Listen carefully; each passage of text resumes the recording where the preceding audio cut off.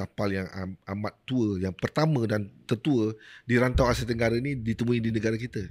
Namanya The Pontian Boat. Bila kita test dia punya dating, masa The Pontian Boat dijumpa oleh penyidik daripada British Events misalnya, Solheim, bukan Solheim, Events, Gardner ke lebih kurang yang jumpa tu.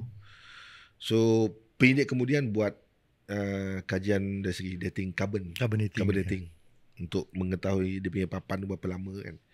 So dengan teknologi waktu itu, ini cerita dia punya the history of the ancient boat that we discovered in Malaysia dulu Tahun berapa ni yang dia jumpa tu? Abad yang ketiga dan keempat approximately. Tak dijumpai? Jumpai di Pontian. Pada tahun? Pada tahun 1926.